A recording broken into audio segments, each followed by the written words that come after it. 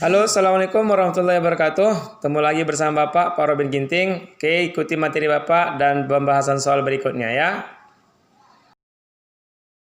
Video kali ini kita akan membahas tentang pertumbuhan dan perkembangan hewan atau PPH.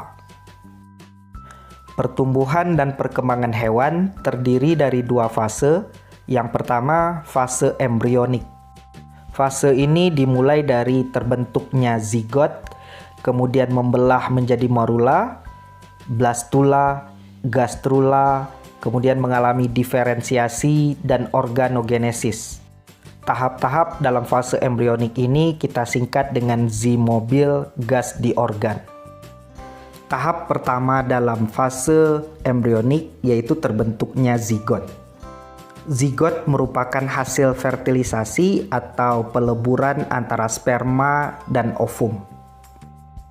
Setelah terbentuknya zigot, tahap selanjutnya yaitu morula. Pada tahap ini terjadi morulasi atau proses terbentuknya morula. Proses ini diawali dari zigot yang berjumlah satu sel, mengalami pembelahan atau cleavage, menjadi 2 sel, kemudian membelah menjadi 4 sel, 8 sel, 16 sel, dan 32 sel. Sehingga terbentuklah morula yang mirip seperti kumpulan buah anggur.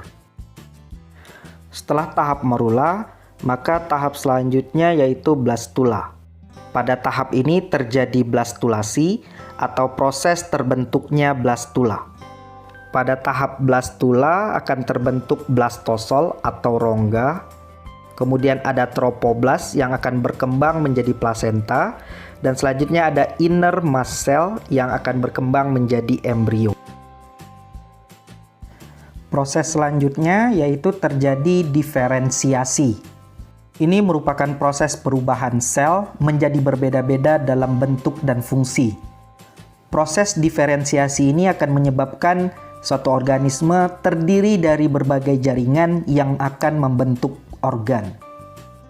Kita lihat pada gambar berikut ada sekumpulan sel induk yang akan berdiferensiasi atau berubah menjadi berbagai macam jenis jaringan. Misalnya ada jaringan otot, jaringan darah, jaringan saraf. Kemudian sel induk ini ada yang berdiferensiasi atau berubah menjadi sel-sel penyusun otot jantung, kemudian sel-sel penyusun hati, dan sel-sel penyusun usus. Tahap selanjutnya dari fase embrionik yaitu organogenesis. Ini merupakan proses pembentukan organ dari lapisan embrionik. Lapisan embrionik ini terbentuk pada tahap gastrula. Ada 3 lapisan embrionik. Yang pertama ada lapisan ektoderm, yang akan berkembang menjadi organ kulit, kemudian alat indera, dan juga sistem saraf. Kita singkat dengan Q-insaf. Yang kedua, ada lapisan paling dalam, yaitu lapisan endoderm. Lapisan ini akan berkembang menjadi organ-organ pencernaan dan organ-organ yang menyusun sistem pernafasan. Kita singkat dengan cersan. Yang ketiga ada lapisan mesoderm, lapisan yang terletak di antara lapisan ektoderm dan lapisan endoderm. Pada lapisan ini akan terbentuk organ-organ selain yang terbentuk dari lapisan ektoderm dan endoderm. Contohnya, pada lapisan mesoderm ini akan terbentuk otot dan tulang, kemudian organ-organ yang menyusun sistem reproduksi, sistem ekskresi, dan lain sebagainya. Sekarang kita bahas fase pasca embrionik, yaitu fase ketika hewan sudah dilahirkan. Pada fase ini terjadi yang pertama ada regenerasi. Regenerasi ini bisa berarti memperbaiki jaringan yang rusak. Ini terjadi pada hewan yang berkembang biak dengan cara seksual. Atau regenerasi juga bisa berarti terbentuknya individu baru dari bagian tubuh yang terpotong. Contohnya pada planaria, bintang laut, dan lain sebagainya. Kemudian yang kedua, fase pasca embrionik terjadi perkembangan alat reproduksi. Pada fase pasca embrionik terjadi juga proses metamorfosis. Metamorfosis ini bisa terjadi pada serangga ataupun katak. Yang pertama kita bahas metamorfosis pada serangga atau insekta. Ada 3 jenis metamorfosis pada serangga. Yang pertama ada ametabola atau serangga yang tidak bermetamorfosis. Tahap perkembangan pada jenis metamorfosis ini hanya terdiri dari telur, kemudian imago atau hewan dewasanya. Contoh serangga yang mengalami ametabola yaitu kutu buku atau disebut juga lepisme. Yang kedua ada hemimetabola atau metamorfosis tidak sempurna. Serangga yang mengalami hemimetabola terdiri dari tahap telur, nimfa atau larva, kemudian imago, hewan dewasa. Kita singkat dengan TNI. Contoh hewan-hewan yang mengalami hemimetabola adalah belalang, capung, kecoa, dan jangkrik. Kita singkat dengan beca kejang. Yang ketiga ada holometabola atau serangga yang mengalami metamorfosis sempurna. Pada serangga jenis ini, tahap perkembangannya terdiri dari telur, larva atau ulat, kemudian pupa atau disebut juga dengan kepompong, dan imago, hewan dewasanya. Kita singkat dengan TLPI. Contoh serangga yang mengalami holometabola yaitu kupu-kupu dan lebah.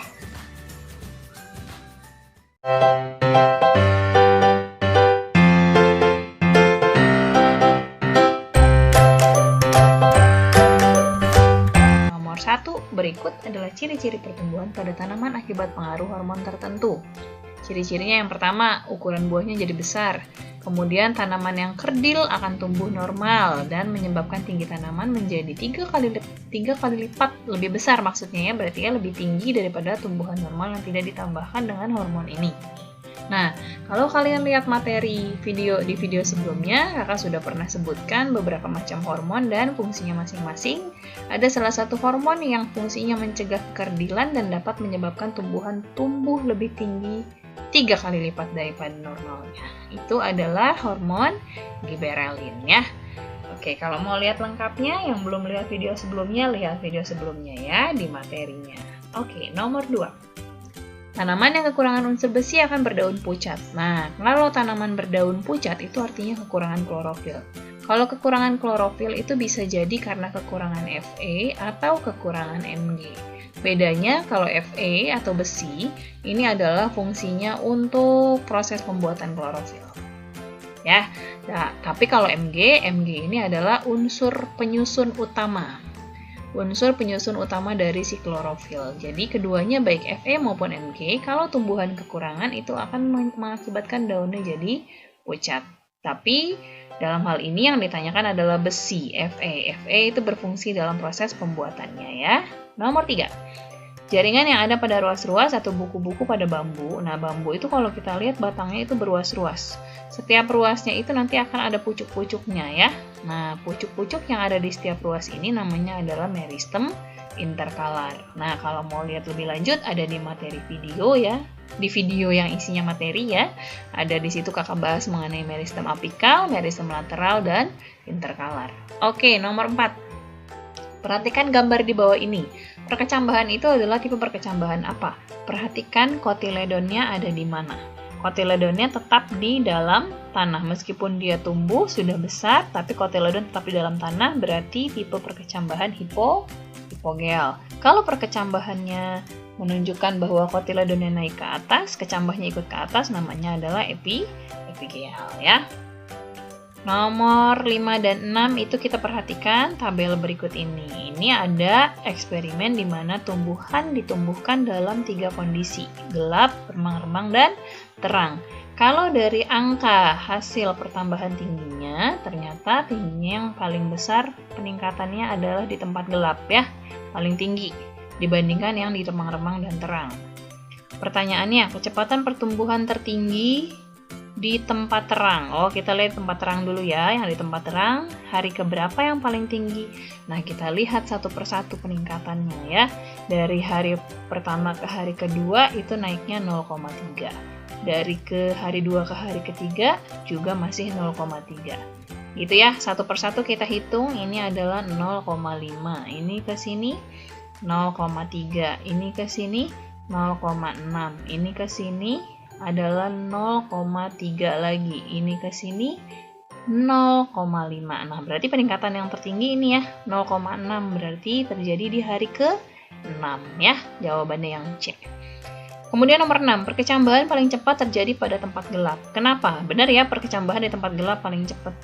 Kenapa itu terjadi? Karena ternyata cahaya dapat menguraikan auksin. Nanti di soal selanjutnya kita bisa lihat lagi nih pembahasan lebih lanjutnya ya. Cahaya dapat menghancurkan atau merusak atau menguraikan auksin. Nah, nomor 7 nih.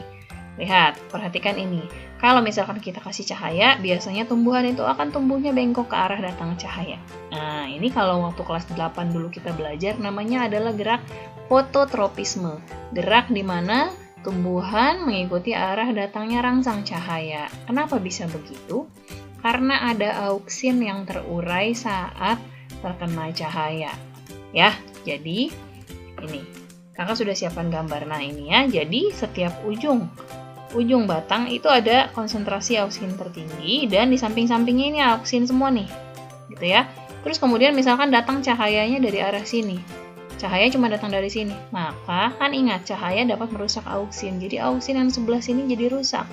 Tidak berkembang auksinnya, tidak membantu proses pemanjangan. Jadi pemanjangannya hanya terjadi di sebelah sini saja gitu. Sehingga nanti tumbuhnya bengkok ke arah datangnya cahaya. Itu ya penjelasannya ya. Jadi jawabannya yang mana? Auksin yang terkena cahaya akan terurai ya. Oke, yang A salah, yang C juga salah, yang D semuanya salah. Jawabannya adalah auksin yang terkena cahaya akan terurai. Penjelasannya seperti ini ya. Cahaya datang ke arah sini, auksin yang di sebelah sininya rusak, yang bekerja untuk menumbuhkan hanya yang sebelah sini saja. Oke, kembali ke nomor 8. Apakah yang terjadi jika pucuk atau ujung tunas suatu tanaman dipangkas? Nah, pucuk itu ada yang namanya dominansi apikal. Kalau dominansi apikalnya dihilangkan, maka nanti akan muncul tunas ke samping atau cabang samping. Jadi jawabannya yang B. Kalau dominansi apikalnya hilang, yang akan muncul adalah cabang samping atau cabang lateral. Kemudian lanjut nomor 9. Di bawah ini manakah yang merupakan pertumbuhan sekunder? Pertumbuhan sekunder itu adalah pelebaran batang ya, pelebaran batang oleh kambium vaskuler benar. Pembentukan jaringan gabus oleh velogen benar. Pembentukan bunga salah. Ya, ini bukan pertumbuhan sekunder. Kemudian pembentukan lingkaran tahun betul. Lingkaran tahun ini terbentuk karena adanya pelebaran batang ya. Pembentukan xilem sekunder dan floem sekunder benar. Xilem sekunder dan floem sekunder ini adalah aktivitas dari kambium dan menghasilkan terjadinya lingkaran tahun. Berarti jawabannya ada 4. Berarti ini maksudnya harus ada kata kecuali ya. Kecuali yang mana? Mana yang bukan pertumbuhan sekunder? Yang pertumbuhan sekunder adalah yang berkaitan dengan pelebaran oleh kambium vaskuler atau kambium gabus. Jadi ini benar, ini benar, ini benar, ini benar. Kalau ada kata kecuali, jawabannya jadi C. Ya, karena bunga itu bukanlah proses pelebaran. Kemudian nomor 10. Di bawah ini manakah yang merupakan hasil organogenesis yang berasal dari lapisan mesoderm?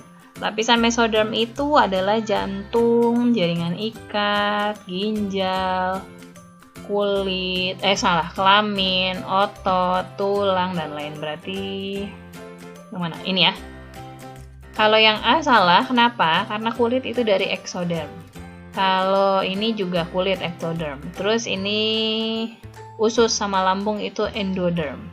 Terus kemudian ini dari ektoderm. Ya udah, berarti jawabannya yang D. Semuanya dari mesoderm. Oke adik-adik, itu tadi 10 soal sudah kakak bahas semuanya. Mudah-mudahan bermanfaat. Sorry yang nomor 9 itu ada sedikit revisi ya. Harusnya ada kata kecualinya ya. Nah, Kalau kalian mau tahu lebih lengkapnya lagi, lebih banyak lagi mengenai pertumbuhan dan perkembangan, kalian bisa simak video sebelumnya di mana kakak sudah membahas tuntas mengenai materinya. Terima kasih untuk yang sudah menyimak, semoga bermanfaat.